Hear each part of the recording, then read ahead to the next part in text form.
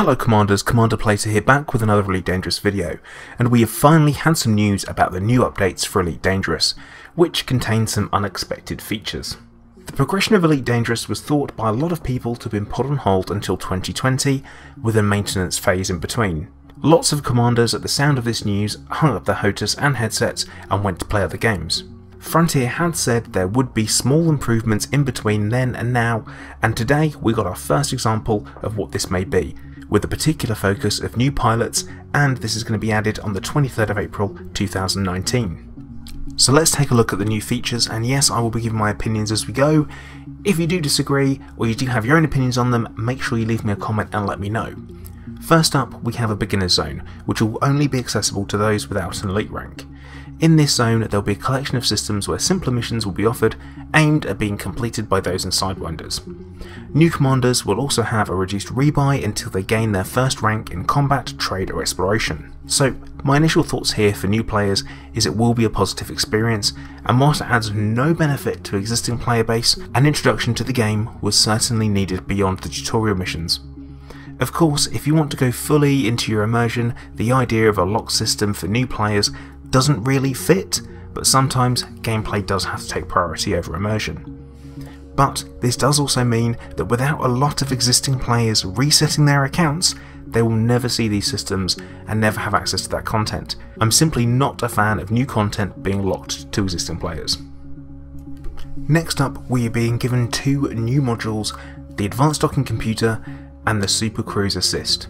The Advanced Docking Computer will not only dock your ship, but it will also undock your ship. This will come attached to new small ships and the starting Sidewinder. The Super Cruise Assist will allow you to target your destination, activate Super Cruise Assist, and the AI will take over your ship, maintain the correct speed and approach the target, then leave Super Cruise at the correct time.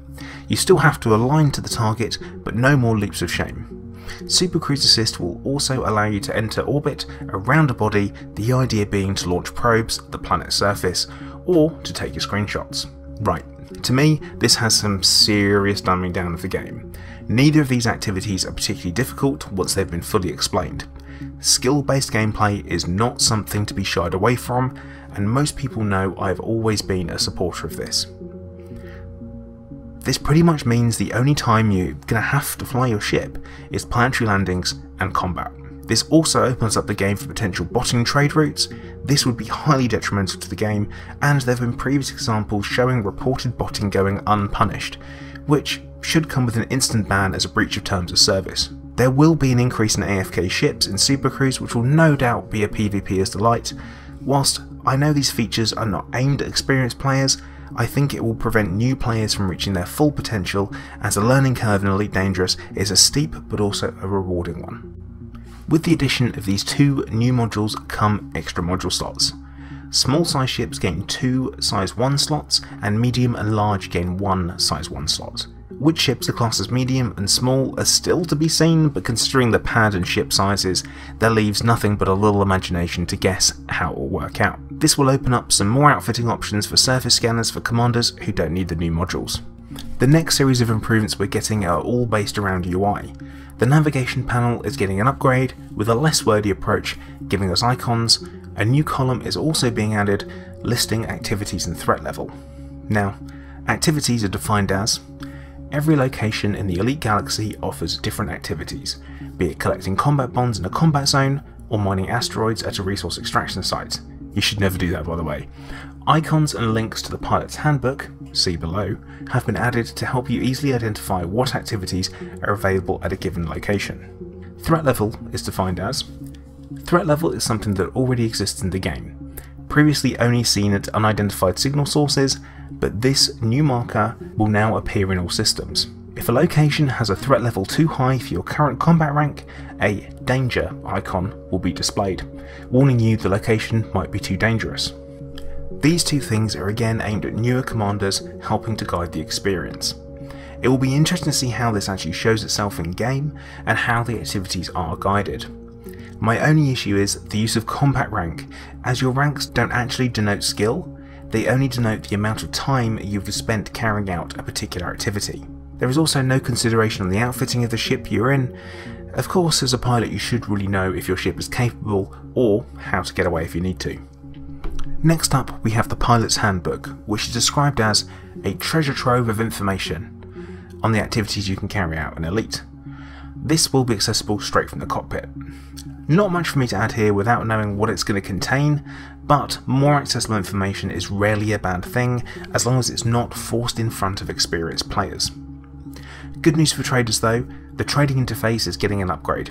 The two activities are being divided up into buy and sell panels, with the information important too. Commodities relevant to active missions you've currently undertaking, icons that provide feedback of profits and supplies, trade data on nearby local systems per commodity, buy and sell commodities pop up with much more info than before, helpful even to the seasoned trader. Select markets or goods and view their trade data in the galaxy map. Trade getting some upgrades is great news in my mind, but I would still like to see a sell all button. If you remember, community goals were removed from the game a few weeks ago. Well, these are being replaced with interstellar initiatives. These in-game events will now tie together and build towards a narrative based on their outcome, with potential lasting effects on the galaxy. Now, I'm looking forward to seeing how these are going to turn out. I'm hoping they will be worth getting involved in and not be too small a step up from community goals. The last part of the update will include a revamped main menu layout including featuring Galnet news and other important information. Training missions and challenge scenarios will now be accessible via the cockpit, allowing you to brush up on your skills right from the seat of your ship, loading screen tips and bug fixes. To me this sounds as though Elite is getting much more gamified, with memories of old school MMOs like World of Warcraft popping up in my head. Whilst this makes sense from a business point of view, it certainly does simplify some of the gameplay experiences. If this is an example of the quality of life improvements coming, then I'm not sure if it's in the right direction for existing players. It seems very much on the active continuation of a divide in the player base, with gameplay promoting not actually playing the game. That is of course my personal opinion based on a forum post, and without actually seeing everything in practice, it's difficult for me to have my mind totally made up. With that said, please leave me a comment and let me know your thoughts, and let's have a discussion, not an argument. Thank you very much for watching. Please make sure that you do like, subscribe, and please turn on notifications so you get an alert every time I put a video out. Also, if you are looking to support the channel, please check out the links in the video description, as there are a couple of different ways to do so. But once again, thank you for watching. Commander Plater, out.